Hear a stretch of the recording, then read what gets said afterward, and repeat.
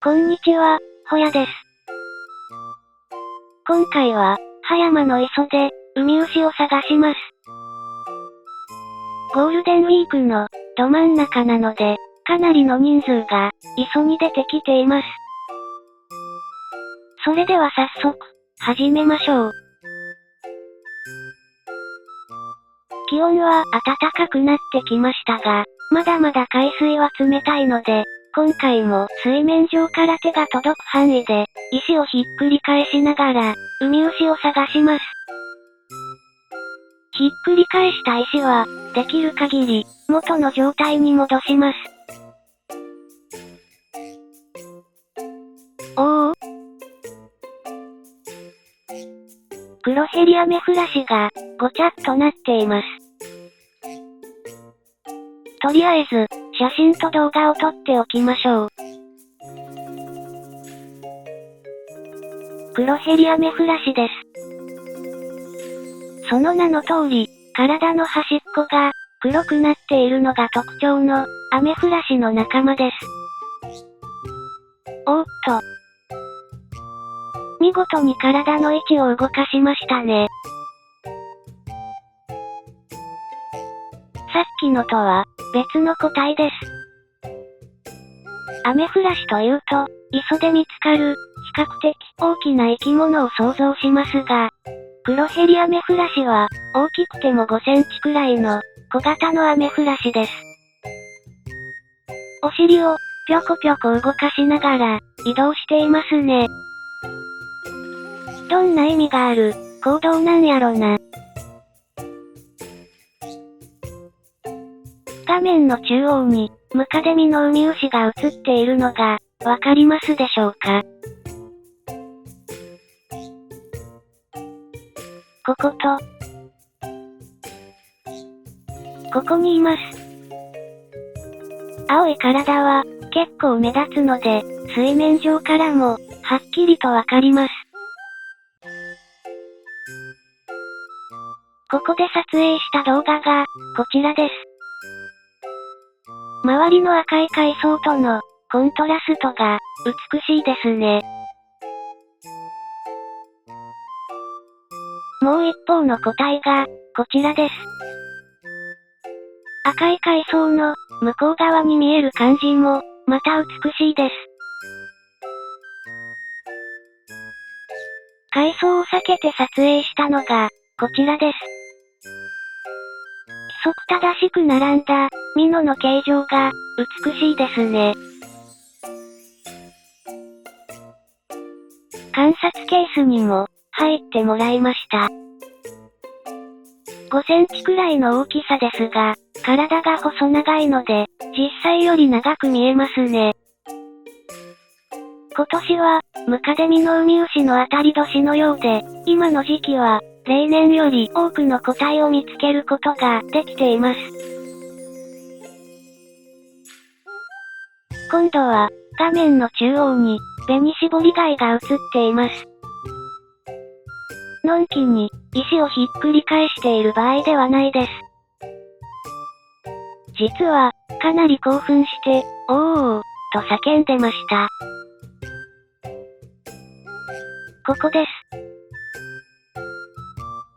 わかりましたでしょうか？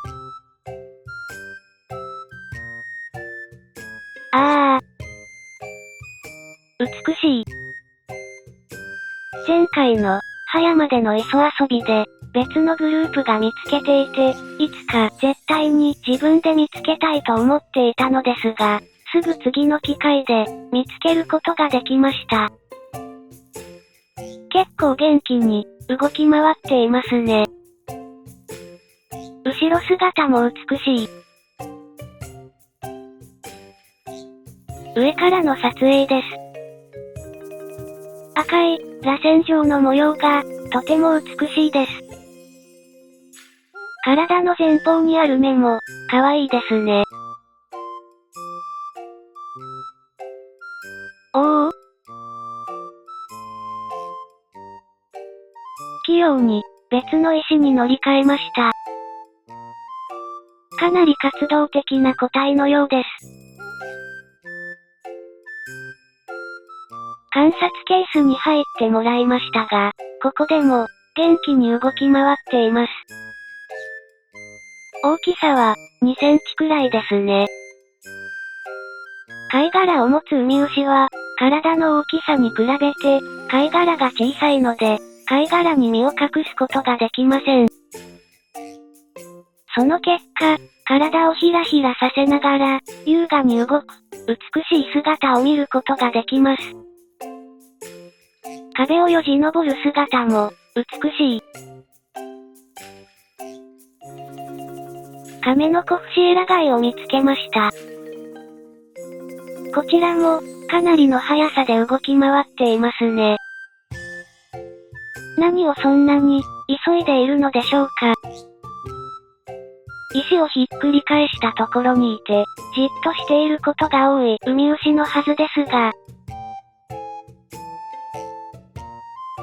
観察ケースに入ってもらいましたが、やっぱり元気に動き回っています。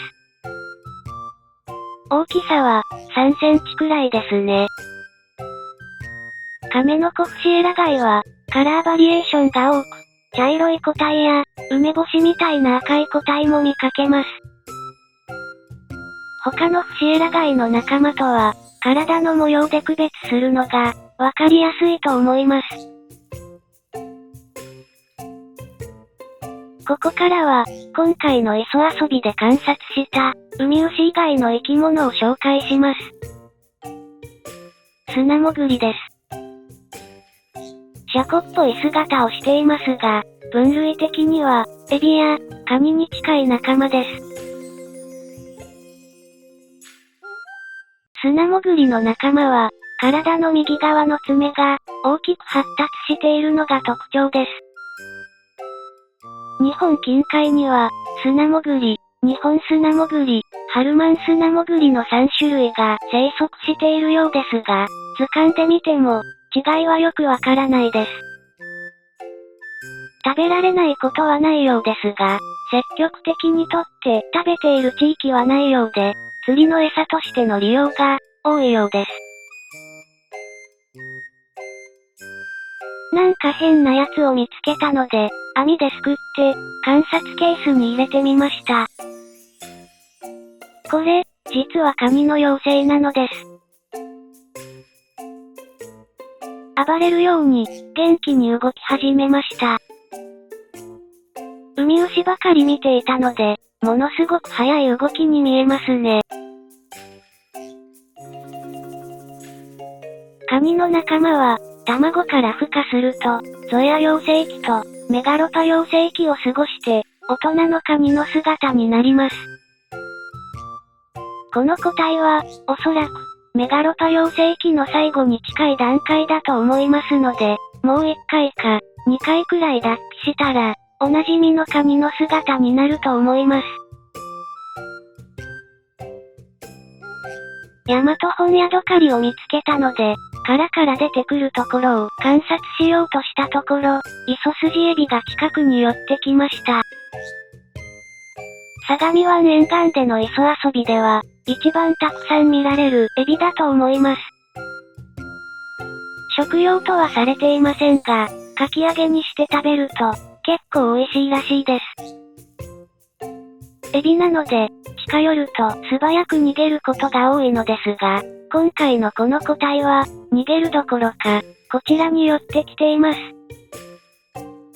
イソスジエビと遊びながら待ちましたが、結局、ヤマトホンヤドカリは、殻から出てきませんでした。残念。